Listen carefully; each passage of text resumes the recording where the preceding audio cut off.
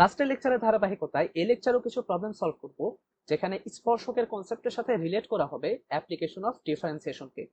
তবে লেকচারটি শুরু করার আগে বলতে চাই যে তোমরা যারা লাস্টের ভিডিওগুলি দেখোনি সেগুলো অবশ্যই দেখে আসো, স্পেশালি জাস্ট লাস্টের লেকচারটা, কারণ ওই লেকচারেরই একটা এক্সটেনশন এই লেকচারকে বলতে পারো, এবং ওই আগের লেকচারের ম্যাথগুলোকে আমি এই ম্যাথগুলোর সাথে রিলেট করে একটু সলভ করব।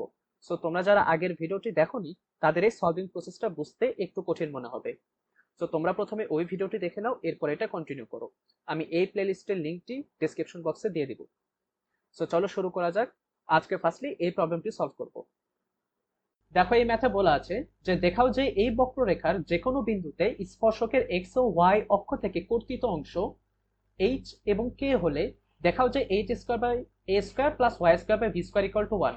সো এই ম্যাথটা প্রুফ করার জন্য আমাদের প্রথমে এইচ বের করতে হবে, কে বের করতে হবে, এরপর ওটাই লেফট হ্যান্ড সাইডে বসিয়ে প্রমাণ করতে হবে যে ওটা 1 আসবে। সো আমাদের ফার্স্ট কাজ হবে এইচ এবং কে বের করা, এবং এই প্রশ্ন অনুসারে এইচ এবং কে এর পরিচয়টা জানো কি, যে এই বক্ররেখার যে কোনো বিন্দুতে এক্স অক্ষের থেকে যে পরিমাণে কর্তন করবে, অর্থাৎ এক্স অক্ষের কর্তনকৃত অংশটাই হলো এইচ, এবং ওয়াই অক্ষ থেকে কর্তনকৃত অংশটাই হলো কে। এবং বক্ররেখার যে কোনো বিন্দুতে স্পর্শকের এক্স অক্ষ ওয়াই অক্ষের কর্তিত অংশ কেমনে বের করতে হবে, ঠিক আগের দুটা ম্যাথ যেমন আমরা হিসাব করলাম একইভাবেই সলভ করতে হবে। অর্থাৎ যে বক্ররেখা সমীকরণটা দেয়া আছে আমরা ধরে নেব যে এর উপর একটা র্যান্ডম পয়েন্ট হলো x1, y1। এরপর আমরা এই পয়েন্টে ডিফারেন্সিয়েশনের মাধ্যমে স্পর্শকের ঢাল বের করব বা ওটার ডেরিভেটিভ বের করব। এরপরে স্পর্শকের সমীকরণ বের করব, এবং ওই সমীকরণটাকে একটু গুছায় নিয়ে আমরা এই এইচ ও কে এর ভ্যালু, অর্থাৎ এক্স অক্ষ থেকে কর্তিত অংশ এবং ওয়াই অক্ষ থেকে কর্তিত অংশ বের করব। সো যেহেতু সেম প্রসেসে করতে হবে, সো আমি একটু দ্রুত ক্যালকুলেশন করব। তোমাদের কোথাও ক্যালকুলেশন বুঝতে যদি সমস্যা হয়ে থাকে তাহলে তোমরা আস্তে ধীরে একটু ক্যালকুলেশনটা করে দেখো। সো প্রতিটা ম্যাথের মতোই এখানে আমার ফার্স্ট কাজ হবে ডেরিভেটিভ বের করা। সো আমাদের এই ফাংশনটাকে ডিফারেন্সিয়েশন করে ডিওয়াই ডিএক্স বের করতে হবে। সো প্রথম টার্মটাকে যদি ডিফারেন্সিয়েশন করি, দেখো এখানে আছে X by A to the power 2/3। So এখানে যে নিচে এ আছে এটা কিন্তু ধ্রুবক। সো আমরা প্রথমে ওটাকে বাইরে নিয়ে আসি, অর্থাৎ 1/a টু দি পাওয়ার 2/3। এরপর শুধু এখানে থাকলো x to the power 2/3। So ওটাকে ডিফারেন্সিয়েশন করতে হবে। সো আগের মতো এটা ডেরিভেটিভ আসবে 2/3 x টু দি পাওয়ার -1/3, অর্থাৎ পাওয়ারটা সামনে চলে আসলো, পাওয়ার 1 কমে গেল। সেম ডেরিভেটিভ আসবে পরেরটার জন্য, যে এখানে যেহেতু নিচে b আছে তাহলে 1/b টু দি পাওয়ার 2/3 ধ্রুবকটাকে সামনে নিয়ে নিলাম। এরপরে পাওয়ার 2/3 সামনে আসলো এবং পাওয়ার 1 কমে গেল, অর্থাৎ এটা আসবে -1/3, এবং সাথে থাকবে ডিওয়াই ডিএক্স। এবং রাইট হ্যান্ড সাইডে যেহেতু 1 কে ডিফারেন্সিয়েশন করলে হবে 0। সো এখান থেকে আমাদের ক্যালকুলেশন করে ডিওয়াই ডিএক্সটা বের করতে হবে। সো দুটো টার্মের মধ্যেই দেখো 2/3 আছে, 2/3 আছে, এবং ডান পাশে যেহেতু শূন্য এগুলাকে বের করে দেওয়া যাবে। সো এখানে আমরা পাচ্ছি y to the power -1/3 divided by b to the power 2/3 into DY DX. এই বামের টার্মটাকে দেখো যদি আমরা ডান পাশে দিয়ে দিই তাহলে পাওয়া যাবে -x to the power -1/3 by a to the power 2/3। So এখান থেকে ডিওয়াই ডিএক্স হবে -b টু দি পাওয়ার 2/3, এবং নিচে ছিল a টু দি পাওয়ার 2/3, উপরে আগে থেকেই ছিল x টু দি পাওয়ার -1/3। এখন এই টার্মটাকে যদি ডান পাশে নিয়ে আসি তাহলে এটা নিচে আসবে y to the power -1/3। So এটা আমরা যে কোনো পয়েন্টের জন্য ডেরিভেটিভ পেয়ে গেলাম। এখন আমাদের শুধু এই ফাংশনে x1, y1 বসিয়ে দিতে হবে।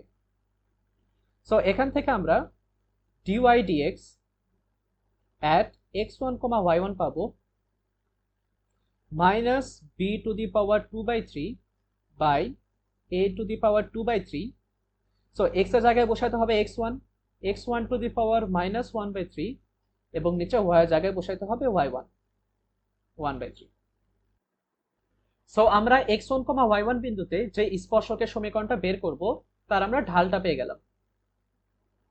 সো এখান থেকে আমরা একটি বিন্দুগামী সরলরেখার কনসেপ্টের মাধ্যমে আমরা ওই স্পর্শকের সমীকরণটা নির্ণয় করতে পারি। সো আমি একটু এক্সট্রা পেজে যাই, আসলে ক্যালকুলেশনটা একটু বড় হবে। সো এখানে আমরা পাবো y y1 ইকুয়াল টু ঢাল ইন্টু x x1, এবং আমরা এখান থেকে ঢাল কত পাইলাম -b to the power 2/3 by a to the power 2/3। Minus B to the power 2/3 by A to the power 2/3, তারপর ছিল এখানে x1 to the power -1/3 by y1 to the power -1/3, x1 to the power -1/3 divided by y1 to the power -1/3. So y minus y1 equal to ঢাল into x minus x1. So এটা আমরা স্পর্শকের সমীকরণ পাইলাম। So এটাকে আমাদের নিয়ে আসতে হবে x by a plus y by b equal to 1 a ফরম্যাটে। তাহলে আমরা যে এই যে কর্তৃত অংশ পাবো সেটা হবে আমাদের h, এবং এই যে y এর নিচের কর্তৃত অংশটা পাবো সেটা হবে k। সো ওই ফরম্যাটে নিয়ে যাওয়ার জন্য আমাদেরকে আগের মতোই প্রথমে ক্রস গুণন করতে হবে, এরপরে একটু সিম্পলিফাই করে ইকুয়েশন থেকে একটা ভ্যালু বসাতে হবে। সো এখানে দেখো ক্যালকুলেশন যখন আমরা করব, a টু দি পাওয়ার 2/3 এর সাথে গুণন অবস্থায় থাকবে y1 to the power -1/3। So a to the power 2/3 into y1 to the power -1/3। এই নিচের পুরোটা গিয়ে গুণন হবে y এর সাথে এবং y1 এর সাথে, অর্থাৎ প্রথমে থাকবে y, এরপর থাকবে y1 to the power -1/3 into y1। এখন এই যে দুটো টার্ম দেখো, এখানে আছে y1 টু দি পাওয়ার -1/3, এখানে আছে y1 টু দি পাওয়ার 1। তাহলে সূচকের নিয়ম ব্যবহার করে আমরা এখানে এটাকে ডিরেক্টলি 2/3 লিখতে পারি পাওয়ার। এখন রাইট সাইডে যদি আমরা গুণন করি তাহলে দেখো b to the power 2/3 into x1 to the power -1/3, এই পুরোটা একবার x এর সাথে গুণন হবে, একবার x1 এর সাথে গুণন হবে। সামনে যেহেতু মাইনাস, সো প্রথম টার্মের সামনে মাইনাস, এবং আসতেছে b to the power 2/3 into x1 to the power -1/3, এটা হবে একবার x এর সাথে গুণন, মাইনাসে মাইনাসে প্লাস, এরপর এই টার্মটা গুণন হবে এরপর x1 এর সাথে গুণন। সো আগের মতোই দেখো x1 এবং x1 to the power -1/3। So এটাকে আমরা সিম্পলিফাই করে জাস্ট লিখতে পারি x1 to the power 2/3। So আমরা যেহেতু এখানে x by a plus y by b এই ফরম্যাটে নিয়ে আসতে চাইতেছি, সো এই জন্য আমাদেরকে x এবং y কে বাম সাইডে রাখতে হবে। সো এখানে দেখো y টার্ম যেটা আছে ওটা দেখো বাম সাইডে আছে, শুধু এই যে x সম্বলিত যে টার্মটা আছে এটাকে আমাদের বাম সাইডে নিয়ে আসতে হবে। সো এই টার্মটাকে বাম সাইডে নিয়ে আসলে মাইনাস প্লাস হয়ে যাবে, এখানে পাওয়া যাবে minus b to the power 2/3 x1 to the power -1/3 into x plus a to the power 2/3 y1 to the power -1/3 into y। এবং রাইট সাইডে আমাদের কনস্ট্যান্ট গুলাকে রাখতে হবে। এখানে a কনস্ট্যান্ট টার্মটা আগে থেকে ডান সাইডে আছে, so b to the power 2/3 into x1 to the power 2/3, এবং বাম পাশে এই যে কনস্ট্যান্ট টার্মটা আছে এটাকে আমাদের ডান পাশে নিয়ে আসতে হবে। সো এটার সামনে মাইনাস ছিল, ডান পাশে আসলে এটা প্লাস হয়ে যাবে, অর্থাৎ a to the power 2/3 into y1 to the power 2/3। আচ্ছা এখানে মনে হয় একটু মিস্টেক হইলো, দেখো লেফট হ্যান্ড সাইডে এটা কিন্তু এটা প্লাস হবে, কারণ এটা রাইট সাইডে এটা ছিল মাইনাস, সো লেফট সাইডে যখন চলে আসবে এটা আসলে প্লাস হয়ে যাবে।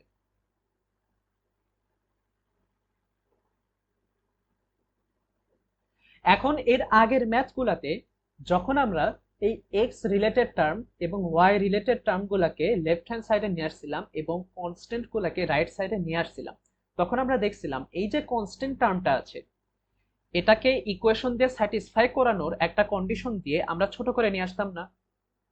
যেমন আগের ম্যাথটা যদি দেখাই, এখানে দেখো ডিরেক্টলি যখন আমরা এক্স এবং ওয়াই এবং কনস্ট্যান্ট গুলাকে দুই পাশে সেপারেট করলাম, ডিরেক্টলি এটাকে আমরা a টু দি পাওয়ার 2/3 বসায় দিয়েছিলাম।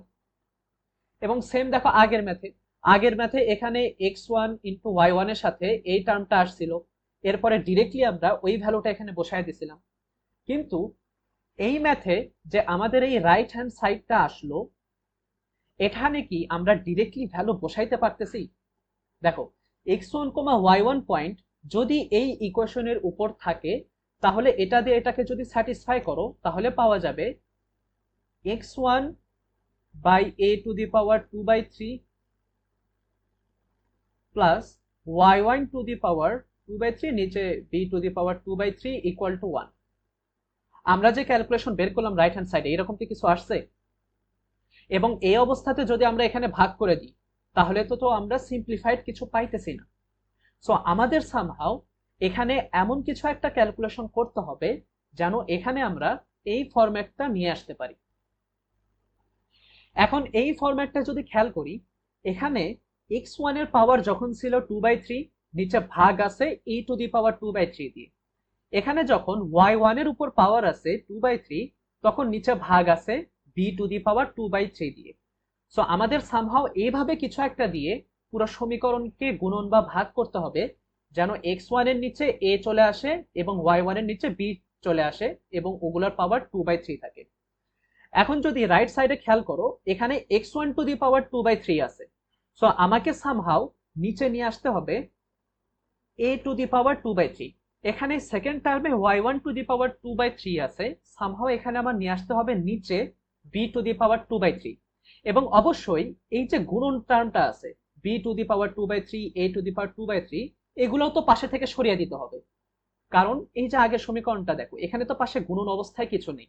এখানে আসলে যেটা করতে হবে a⁻²/3 ইন্টু b⁻²/3 দিয়ে ভাগ করতে হবে।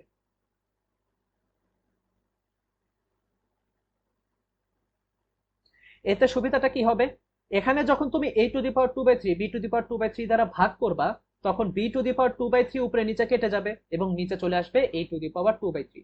সেম কেস হবে সেকেন্ড টার্মের জন্য, যে আমরা যে ফরম্যাটটা চাইছিলাম অর্থাৎ এই ফরম্যাটটা সেটা চলে আসবে, ফলে আমরা ওটার ভ্যালু বসিয়ে দিতে পারবো 1। সো এখন আমরা এই দুই সমীকরণের অর্থাৎ দুই পক্ষে আমরা a⁻²/3 এবং b⁻²/3 দ্বারা ভাগ করব।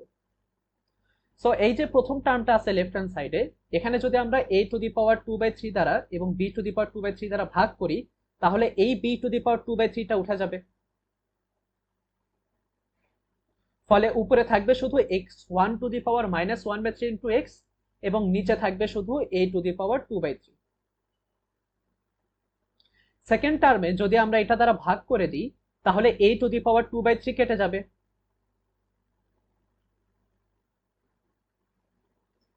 এবং নিচে থাকতেছে শুধু b⁻²/3।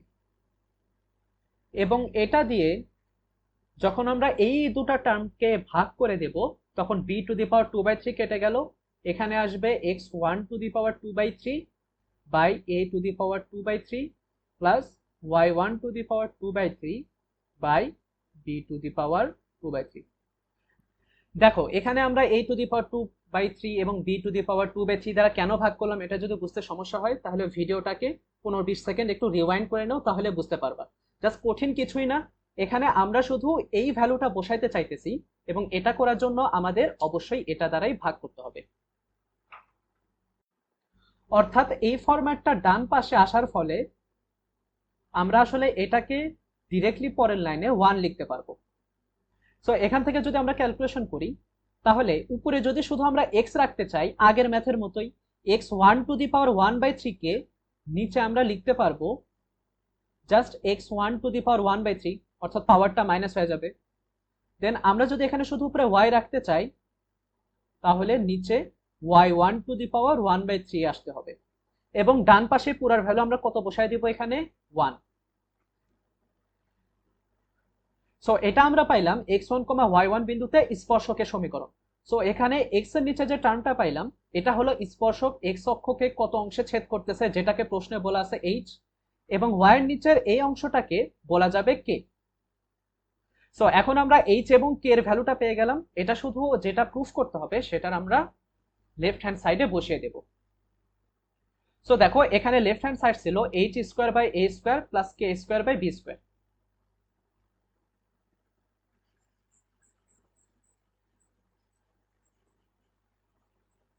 ওকে, সো এখানে যদি আমরা লেফট হ্যান্ড সাইডটা দেখি, তাহলে h² / a² plus k² / b²। এখন h এর ভ্যালুটা আমরা এটা বসায় দিই, h এর ভ্যালু হলো a⁻²/3 ইন্টু x1⁻1/3 এবং নিচে a²। k এর ভ্যালুটা হলো b⁻²/3 ইন্টু y1⁻1/3 তার উপর স্কোয়ার এবং নিচে b²। সো এখান থেকে যদি ক্যালকুলেশন করি, তাহলে দেখো এখানে a⁻²/3 এটার উপর স্কোয়ার করলে পাওয়া যাবে a⁻⁴/3। এবং x1⁻1/3 এটার উপর স্কোয়ার করলে পাওয়া যাবে x1⁻2/3 এবং পুরাটার নিচে a স্কোয়ার। সেম ক্যালকুলেশন পরের টার্মের জন্য b⁴/3 ইন্টু y1⁻2/3 এবং নিচে আসবে b স্কোয়ার।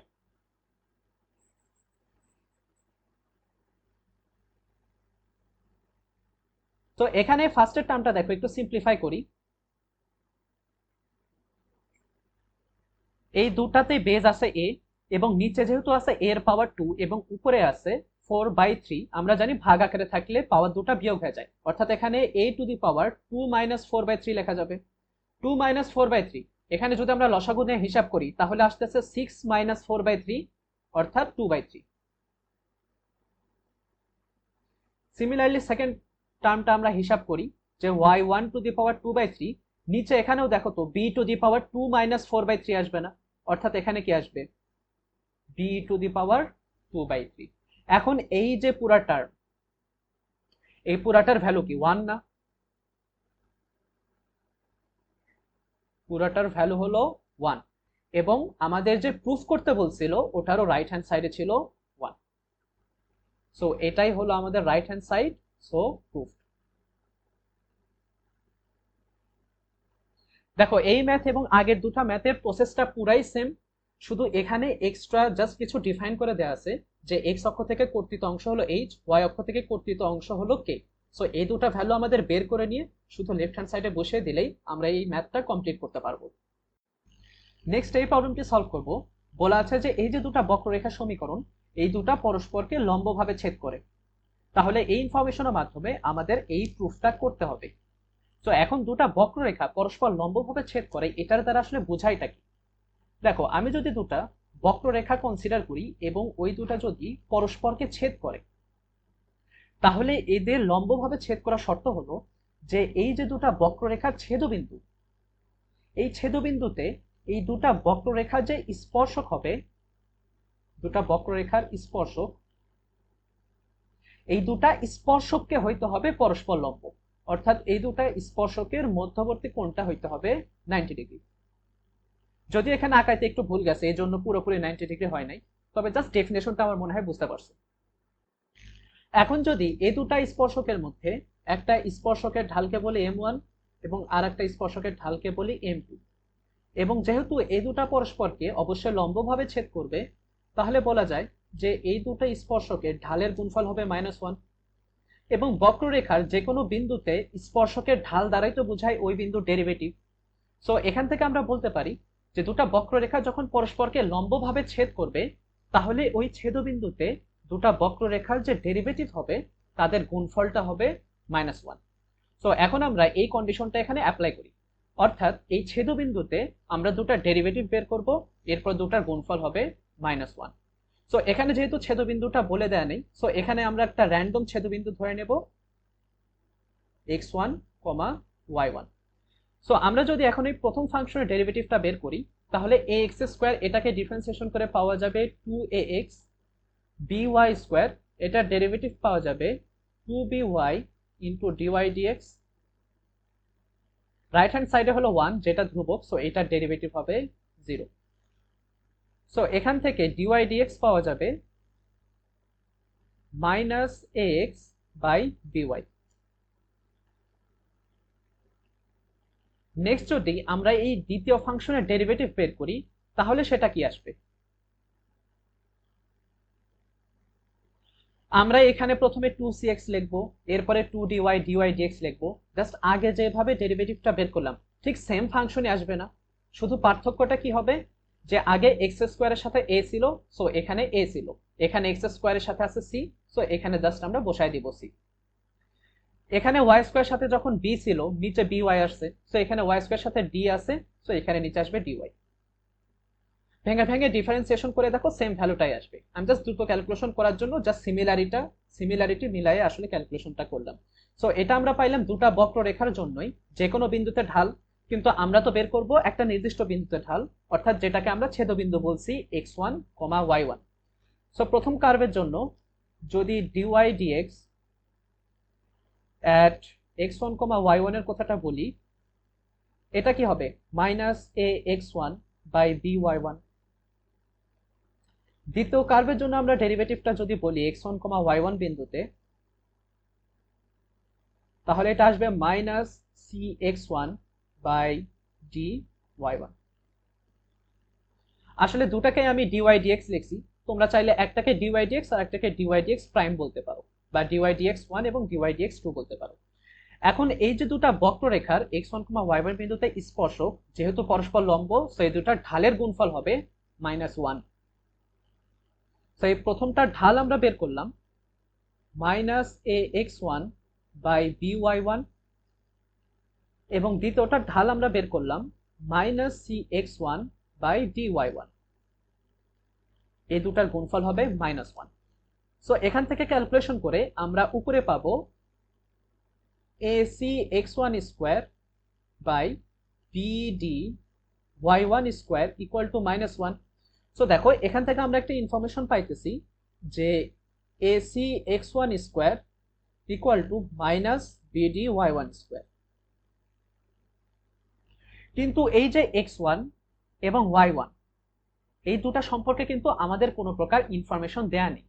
সো সামহাও আমাদের এই রিলেশনটা থেকে x1 এবং y1টা এলিমিনেট করতে হবে এবং এই প্রমাণের দিকে যেতে হবে। সো তাহলে আমাদের টার্গেটটা ছিল যে আমরা x1 এবং y1 কে এলিমিনেট করব। সো আমরা x1 এবং y1 নিয়ে আরেকটা সমীকরণ কোথায় থেকে জেনারেট করতে পারি? আচ্ছা, এই x1 এবং y1 কি ছিল? এই দুটা বক্ররেখা ছেদবিন্দু। এখন এই যে ছেদবিন্দু, এটা কি দুটা বক্ররেখার উপরেই অবস্থিত না? তাহলে এই বিন্দুটা যদি এই দুটা বক্ররেখার উপরেই থাকে, তাহলে x1, y1 দিয়ে দুটা ইকুয়েশনকে স্যাটিসফাই করানো যাবে না। সো আমরা দুটা ইকুয়েশনে পয়েন্টটা বসিয়ে দেখি যে কি রিলেশন পাওয়া যায়।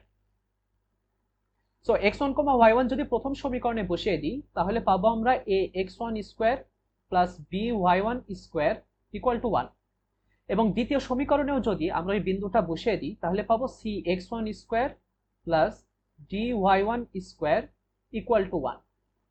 সো এখন যদি আমরা এই রিলেশনটা বসাইতে চাই, তাহলে অবশ্যই কিন্তু x1 এবং y1টা কিন্তু একটা অনুপাত আকারে থাকতে হবে, ভাগ আকারে থাকতে হবে, তাহলে কিন্তু একমাত্র x1 এবং y1টা এলিমিনেট করা যাবে।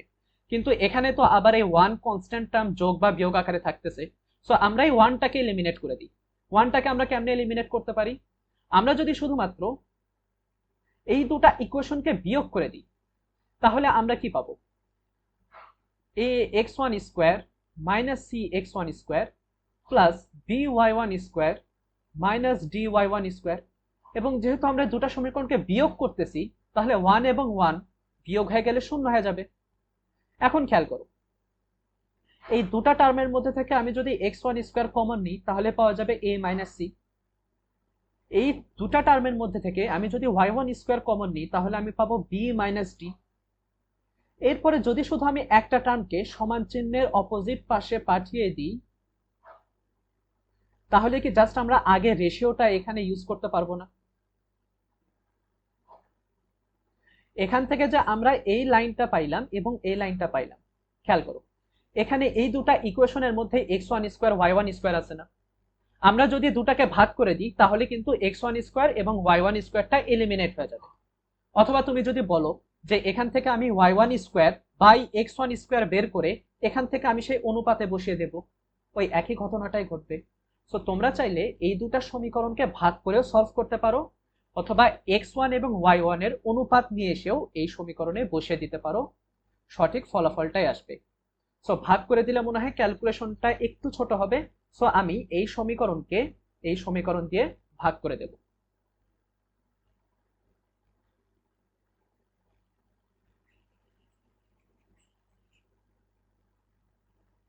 সো আমি এই সমীকরণটাকে যদি বলি 1 নম্বর সমীকরণ, এটাকে যদি আমি বলি 2 নম্বর সমীকরণ। সো আমরা যদি 1/2 করি, তাহলে খেয়াল করো যখন এটাকে এটা দ্বারা ভাগ করবা, x1 স্কোয়ার ক্যান্সেল হয়ে গেল, থাকবে শুধু a minus C by AC. Right hand সাইডে যখন তুমি ভাগ করবা, minus minus cancel, y1 square cancel, থাকবে শুধু b minus D by BD. এরপরে দেখো শুধু এখানে ভাগকে একটু সেপারেট করে দাও। দেখো আমি যদি a বাই এসি লিখি, মাইনাস সি বাই এসি লিখি, এলসিএম করলে তো সেম টার্মে থাকতেছে, এবং জানোই যে এভাবে একটা সমীকরণকে বন্টন করে দেওয়া যায়। দেন এখানে এটাকে লেখা যাবে B by BD minus D by BD. এখন এটাকে যদি একটু সিম্পলিফাই করো তাহলে এখান থেকে পাওয়া যাবে এ এ ক্যান্সেল, অর্থাৎ 1/c, C C cancel, 1/a, B B cancel, 1/d, DD cancel, 1/b। এখন জাস্ট প্রমাণের সাথে মিলানোর জন্য একটু শাফল করো। দেখো এ এবং বি এক সাইডে আছে, সো ডান পাশে দেখো -1/b আছে, সো ওই পাশে 1/a টা নিয়ে যাও, সো 1/a মাইনাস 1/b। দেন এই 1/d টাকে বাম পাশে নিয়ে আসো, তাহলে 1/c মাইনাস 1/d। সো এরপরে শুধু যদি আমরা লেফট হ্যান্ড সাইড এবং রাইট হ্যান্ড সাইডকে জাস্ট ইন্টারচেঞ্জ করে লিখি তাহলে দেখো এটা প্রুফ হয়ে যাবে। 1/a minus 1/b equal to 1/c minus 1/d। So proof. So লেকচারের কন্টেন্টগুলি এই পর্যন্তই, এবং স্পর্শক এবং অভিলম্বে ডিফারেন্সিয়েশনের যে অ্যাপ্লিকেশন ওই রিলেটেড কন্টেন্টগুলিও এই পর্যন্তই। পরের দিন থেকে আমরা নতুন টপিকে অ্যাপ্লিকেশন অফ ডিফারেন্সিয়েশনে আলোচনা করব। লেকচারটি শেষ করার আগে বলতে চাই যে আজকে যেই টাইপের ম্যাথগুলো করলাম অনেকের কাছে ক্যালকুলেশনটা একটু কঠিন মনে হয় দেখে এগুলোকে স্কিপ করে যায়, কিন্তু একটু কঠিন মনে হলেও তোমরা অবশ্যই এটাকে প্র্যাকটিস করে একটু আয়ত্তে আনার চেষ্টা করবা। আমি যেভাবে অ্যালগোরিদমগুলো শিখিয়েছি ওইভাবে যদি তোমরা অ্যাপ্লাই করো, শুধু ক্যালকুলেশনটা ঠিকঠাক মতো করলে তোমরা ফলাফলগুলো মিলাইতে পারবা। আমি এই জন্য এই টাইপের ম্যাথগুলোকে বেশি ইম্পর্টেন্স দিচ্ছি, কারণ তোমরা বিগত সালের কোশ্চেনগুলো দেখতে পারো, রিসেন্ট অ্যাডমিশন টেস্টের কোশ্চেন বলো ইঞ্জিনিয়ারিং গুলাতে, অথবা তুমি বোর্ড কোশ্চেনে বলো, এই টাইপের কনসেপ্টগুলো অনেক বেশি আসে। লেকচারটি এই পর্যন্তই।